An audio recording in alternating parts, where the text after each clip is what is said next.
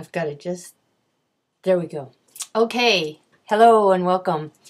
I wanted to talk to you a little bit about how we might be growing quite strong in our capacity to characterize these traditions as we move from Hinduism to Buddhism.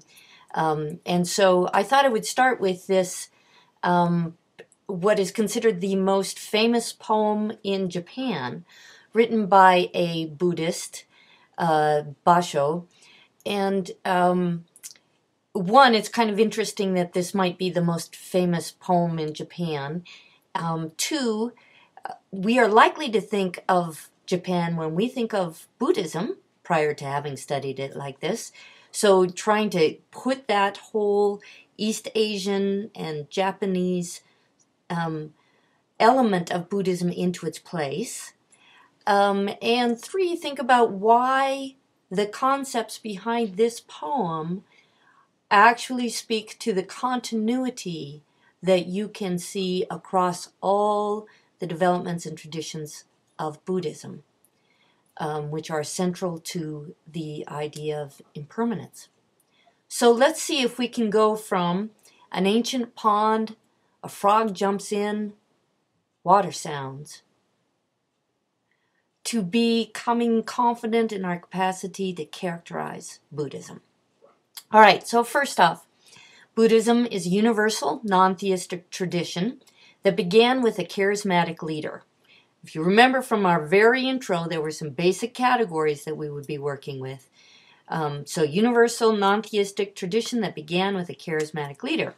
What should these three characteristics mean to you as we develop our knowledge regarding how to compare world religions?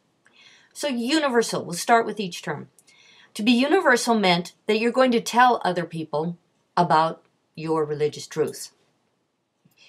There's an imperative to tell others because everyone can participate in this case, and it's believed that human suffering would be alleviated if this path were followed by everyone. So universal religions, therefore, spread widely, powered by the traveling monks in this case, who want to bring its message to the world as part of their compassion, their discipline. It's non-theistic, so it does not appeal to a transcendent divinity.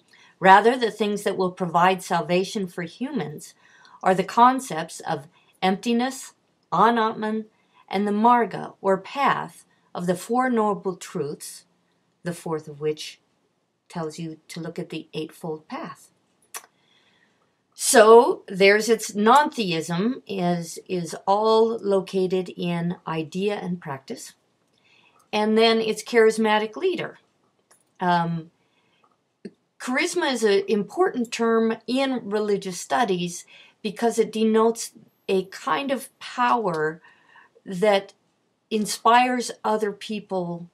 It has the capacity to move and inspire other people.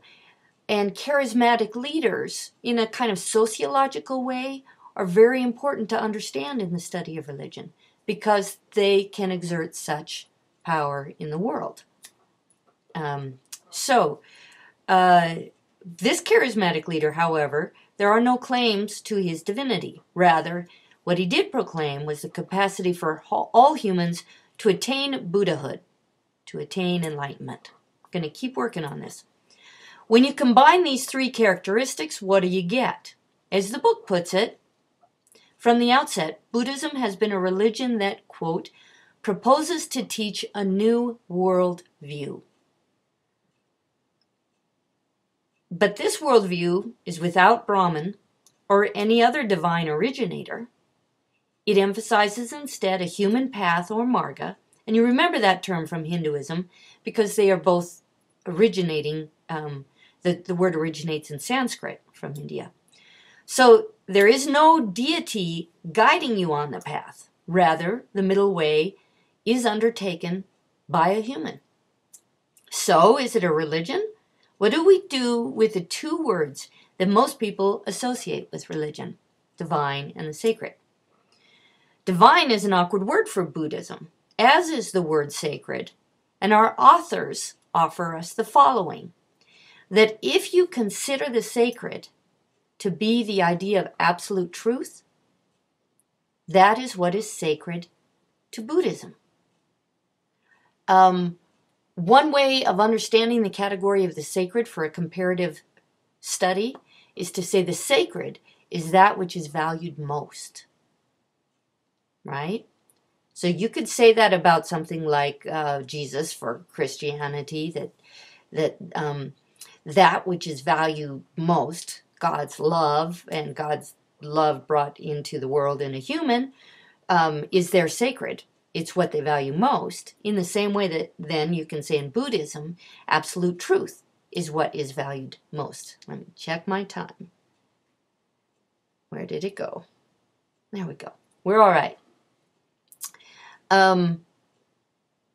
So if sacred equals absolute truth, then the divine is one who has realized absolute truth. Now, so the divine is not a divinity. It is a human who has realized absolute truth. Because this enlightenment is experienced as bliss and a release from suffering, it is fully grounded in the material world, while nevertheless being distinct in its salvation from the suffering of the human condition.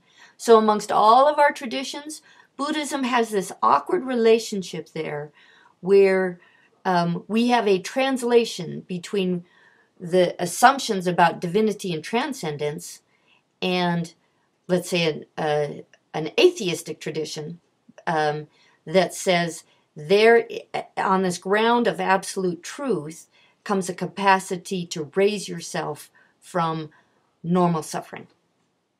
So, while there is no God who guides you on the path, the Buddha felt the power of absolute truth of reality has the power to guide you. He would say, don't believe what I'm saying, try the path and see if it works.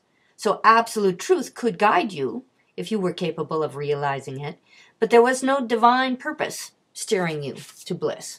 These days there's lots and lots of talk in our culture about these divine purposes that'll drive you and bring you places, and that's not what you get with Buddhism.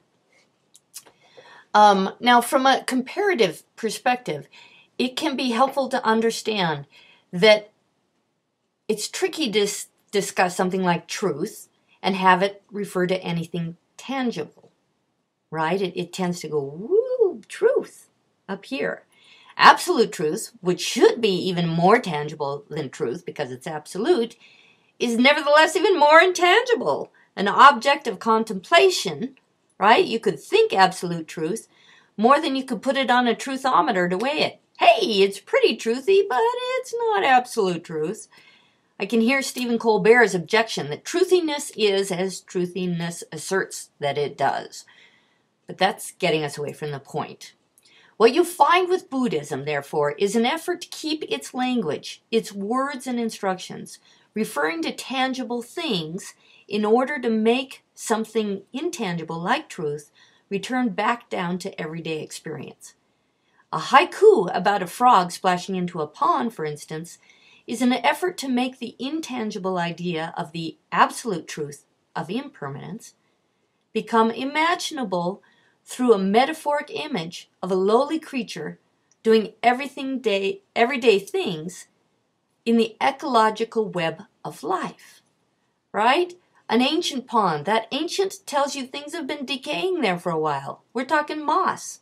We're talking gook in the bottom, right? That's why you got to put the word ancient into it. A frog, lowly animal, short lifespan. It starts as a tadpole, so it experiences changes in its life.